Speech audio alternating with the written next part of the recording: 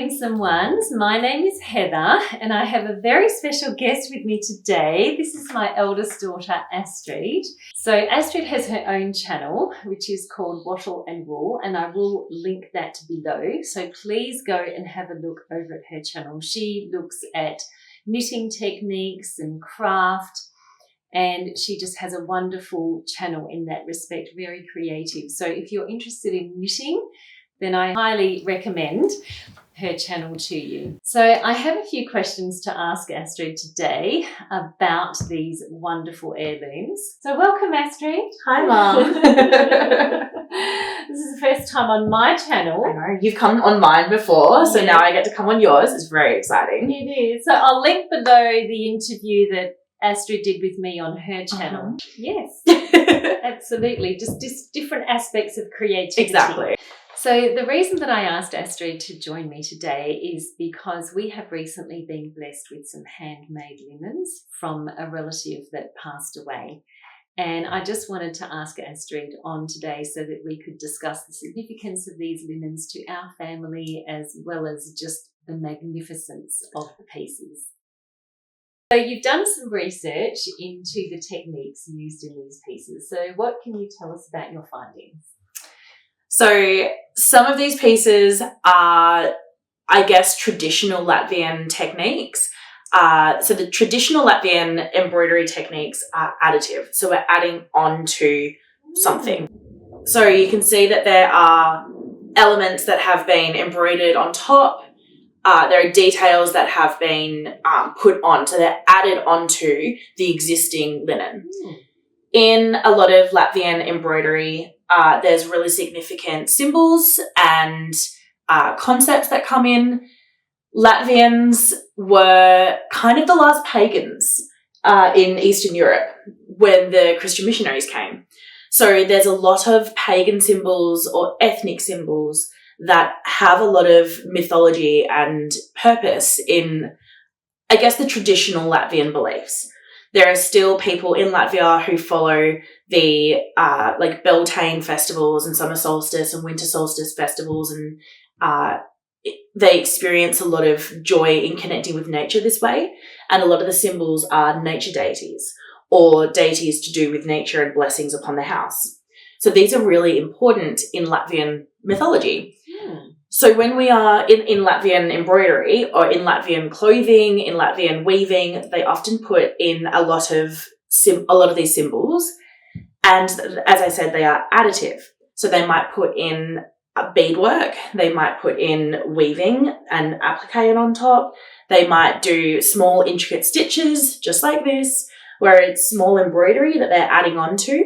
So that is a really common element.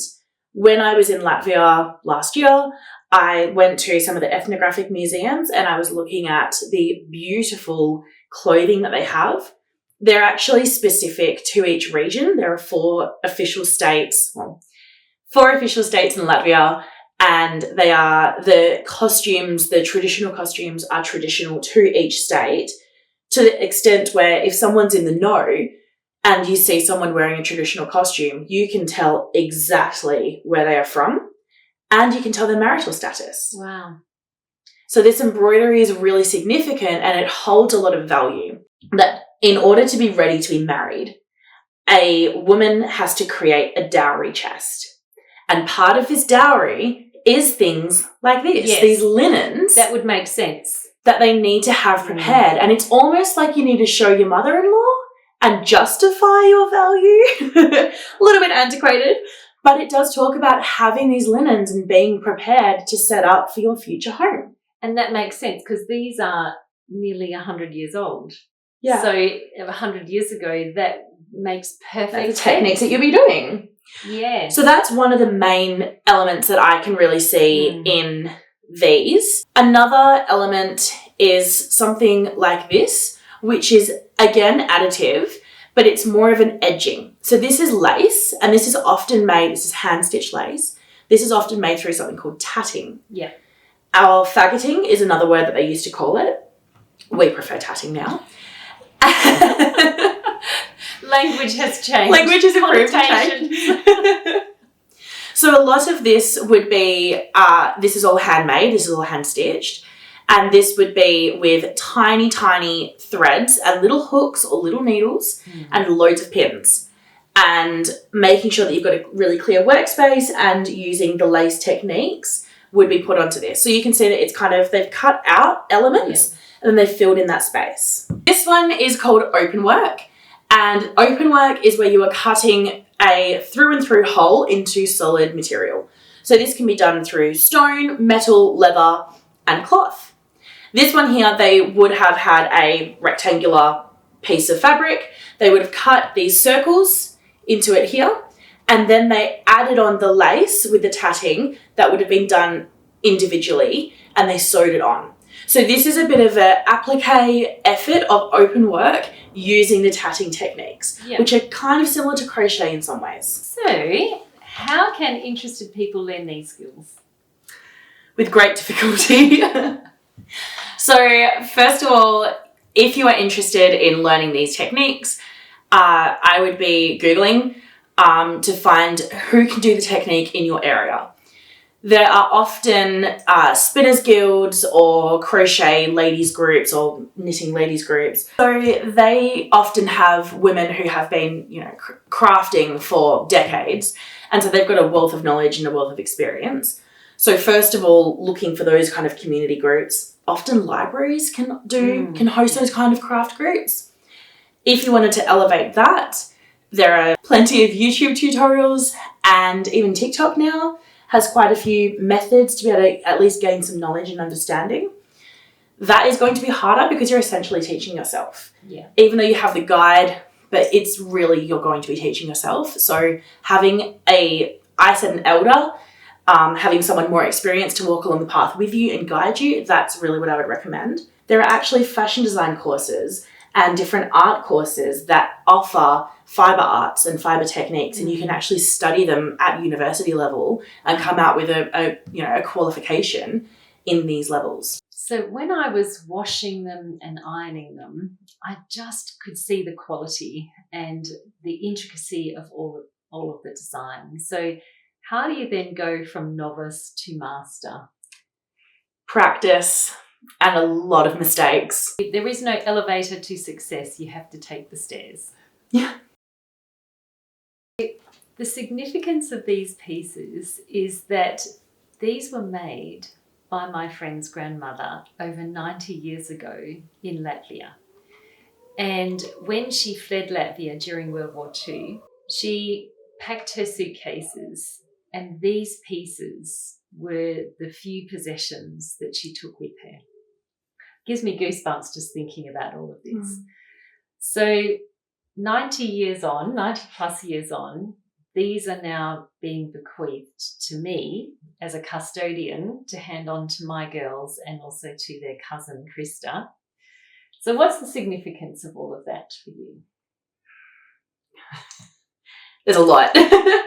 I think definitely the connection to our history. It's a tangible connection. It's something that we can literally see, feel, and touch, and we can hold it.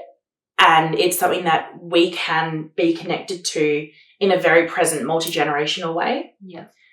And this is something, going back to the myth of the dowry, where you had to set your house forward, you had to be prepared for life of marriage.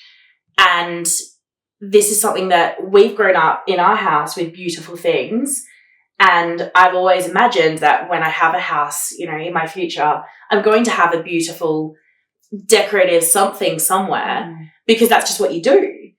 And now I have access to it, but it's not just access, it's meaningful, it's connecting, it's the present connecting to the past. It's so much more than just, it's a beautiful tablecloth. Yeah. There's a story and there's a history involved. And I think that's so important because it's a conversation starter. Yeah. And it's a way of bringing in my connection to other people and, to my ancestors, and bringing it into my present. That is a daily practice. And Mandy did say that they were in her mum's linen cupboard for years and years and years. And in many ways, she rediscovered them when she was showing them to me. And I think that the sacrifice that she made, that must have been a really tough time for her to pack her bags and leave her home country as a young mum with little children, going to an uncertain future. And I think it's a way of honouring the pieces. Yeah. There you go. Thank you so much, Astrid, for joining me today. It was nice to just do something a little bit different. So please check out Astrid's channel, Wattle and Wool, and I will link it below. So I'm actually going to be taking a little break from these kind of videos for a while. I have over 250 editorial expressions that I still need to do, and I want to do them while the images are still current. So for the next little while, I'm just going to be focusing on making editorial expressions, shopping my closet and interpreting images, and making up new outfits. So I do hope that you will join me Monday to Friday to have a look at my editorial expressions. And from time to time, I will be doing some teaching videos. I'll just be doing a couple of mini-series that I have got lined up. So I do hope that you will be able to check in and have a look at those from time to time. And in the meantime, I'm just going to be thinking about the direction of this channel. So thank you so much for joining me today, and I will link those previous videos below. I'll see you next time. Bye.